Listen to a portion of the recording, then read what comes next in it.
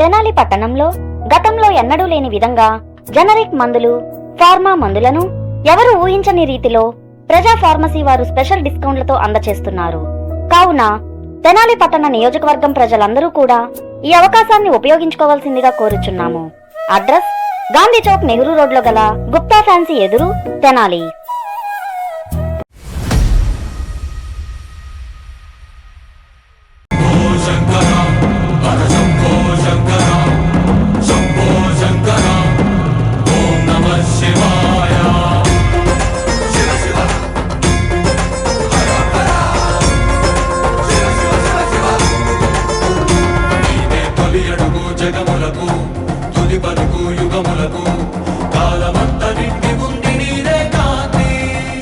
పవిత్రమైన కార్తీక మాసంలో కార్తీక సోమవారం సందర్భంగా కూడా గంగన్నమ్మపేటలో ఉన్నటువంటి పాత శివాలయానికి భక్తులు భారీగా తరలి వస్తూ ఉన్నారు.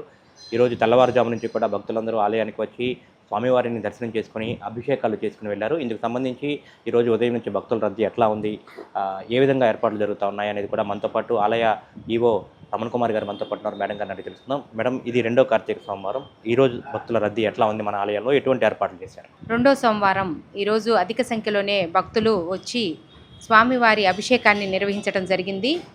ఈ రద్దీని మనం ముందుగానే ఎక్స్పెక్ట్ చేసి ఉండటం వల్ల మా ఉన్నతాధికారుల యొక్క ఆదేశాల మేరకు మరియు వారి సూచనల మేరకు కూడా ముందుగానే క్యూ లైన్లు మరియు సెక్యూరిటీ గార్డులను కూడా అదనంగా ఏర్పాటు చేసుకున్నాము.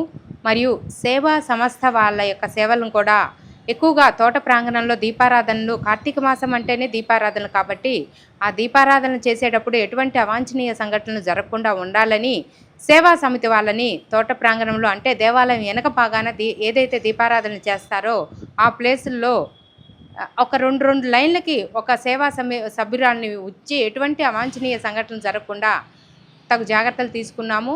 అదేవిధంగా ఉచితంగా దాతల సహకారంతో ప్రసాదాలు, మంచినీటి వసతి, క్యూ లైన్లు, అందరూ కూడా చాలా ప్రశాంతకరమైన వాతావరణంలో ఈరోజు సోమవారం ప్రత్యేకంగా గుడంతా కూడా తెరిచే ఉంటుంది. ఎటువంటి తీర్మానము క్లోజ్ చేయటం అంటూ జరగదు కాబట్టి ఉదయం 4:10 గుడి తలుపులు తెరవడం జరిగింది. అప్పటి నుంచి కూడా భక్తులందరూ కూడా విచ్చేసి వారి అభిషేకాలను నిర్వహించుకోవడం జరుగుతుంది. ఈ మధ్యకాలంలో మనం చూస్తూ ఉన్నాము, కార్తీక మాసంలో ఆలయాలకు భక్తుల తాకిడి ఎక్కువగా ఉంటుంది. ఇటు వైష్ణవ ఆలయాలు కానివ్వండి, ఇటు శివాలయాలు కానివ్వండి. రీసెంట్గా శ్రీకాకుళం దగ్గర ఒక తొక్కిసలాట ఘటన కూడా మనం చూసాం. రేపు రాబోయే కార్తీక పౌర్ణమి 5వ తారీఖు భక్తుల రద్దీ, మన శివాలయానికి ప్రత్యేకంగా చాలామంది భక్తులు వస్తుంటారు. ఆ భక్తుల రద్దీకి తగ్గట్లుగా ఇక్కడ ఏర్పాట్లు ఎట్లా చేశారు, ముందస్తు జాగ్రత్తలు ఏం తీసుకున్నారు? బుధవారం వచ్చేటువంటి కార్తీక పౌర్ణమిని పురస్కరించుకొని అన్ని డిపార్ట్మెంట్ల యొక్క సహాయ సహకారాలు కూడా తీసుకోవడం జరుగుతుంది. ముఖ్యంగా పోలీస్ డిపార్ట్మెంట్ వారి యొక్క సహాయ సహకారాలు తీసుకోవడం జరిగింది. అదేవిధంగా ఫైర్ ఎక్స్చేంజ్ డిపార్ట్మెంట్ వాళ్ళు మరియు మున్సిపల్ డిపార్ట్మెంట్ వారి యొక్క సహాయ సహకారాలు కూడా ఈ కార్తీక పౌర్ణానికి దృష్టిలో పెట్టుకొని తీసుకోవడం జరిగింది. ఏదైతే ఫైర్ ఎక్స్చేంజ్ వాళ్ళు ఉన్నారో వాళ్ళు కూడా దేవస్థానం వెనక ప్రాంగణంలో దీపారాధన చేసేటప్పుడు అక్కడొకళ్ళు వాళ్ళ స్టాఫ్ని, సిబ్బందిని కూడా ఏర్పాటు చేసి ఉన్నాము.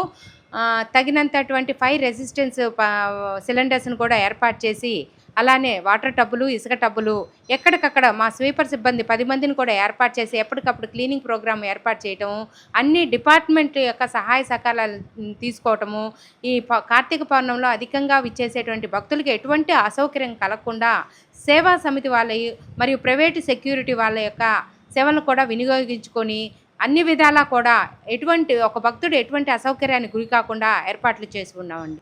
పాత శివాలయంగా గుర్తింపు పొందిన ఈ ఆలయానికి ఎంతో విశేషం ఉంది. అంటే చాలామంది భక్తులు, అనేక వేల మంది భక్తులు ప్రతి సంవత్సరం కార్తీక మాసంలో ప్రతిరోజు వచ్చే భక్తులు కూడా ఉంటారు.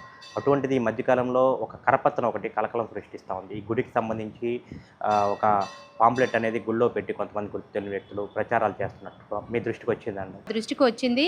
తెల్లవారుజామున ఎవరో గుర్తు తెలియని వ్యక్తి 5 గంటల ఆ ప్రాంతంలో 1వ తారీఖు అక్కడక్కడ వివిధ ప్లేసుల్లో ఆ కరపత్రాలు అనేవి ఉంచి వెళ్ళటం జరిగింది. ఆ కరపత్రాల్లో దేవస్థానం యొక్క ప్రతిష్టని మరియు భక్తుల యొక్క మనోభావాలను దెబ్బతీసే విధంగా ఉన్నాయి కాబట్టి మా పై అధికారుల యొక్క ఆదేశాలు మరియు వారి సూచనల మేరకు వారి అనుమతితోనే 2 టౌన్ పోలీస్ స్టేషన్లో కూడా కేసు ఫైల్ చేసి ఉన్నాము.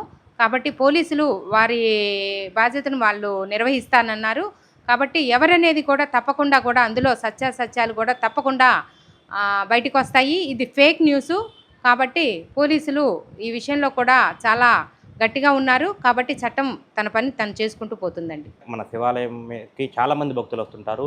ఇటువంటి ప్రచారం జరగటం వల్ల భక్తుల మనోభావాలు కొంచెం దెబ్బతినే అవకాశం ఉంది. అంటే ఈ ఆలయ పవిత్రత కూడా కొంత దెబ్బతినే అవకాశం ఉంది. దీని మీద అసలు ఆ ప్రచారం చేస్తున్న వారి మీద ఈ కరపత్రాలు ముద్రించిన వారికి మీరేం చెప్పదలుచుకున్నారు? కరపత్రాలు ముద్రించడం అనేది ఎవరు చేశారనేది మనకు తెలియదు. కాబట్టి ఆ చేసిన పని ఎవరనేది మనం పోలీస్ డిపార్ట్మెంట్ వాళ్ళకి తెలియజేశాం. కాబట్టి అక్కడ కంప్లైంట్ ఫైల్ కూడా 1వ తారీఖునే ఫైల్ చేయడం జరిగింది.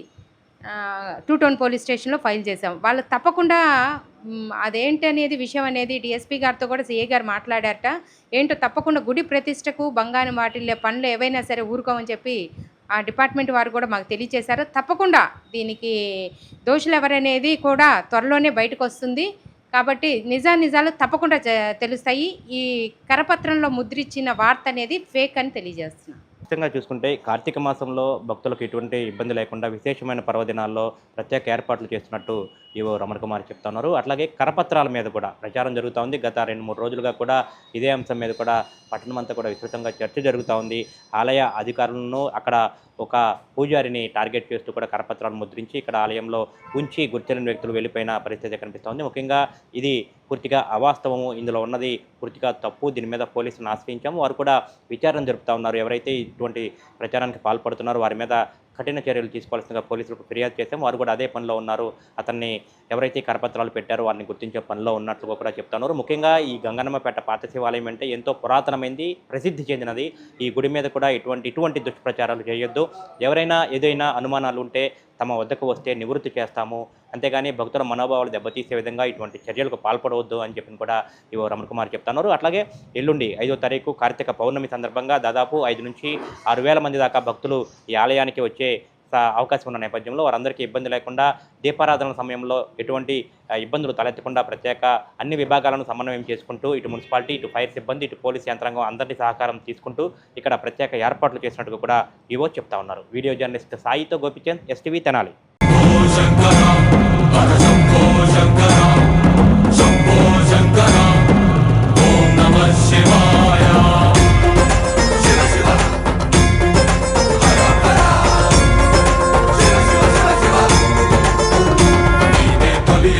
జగములకు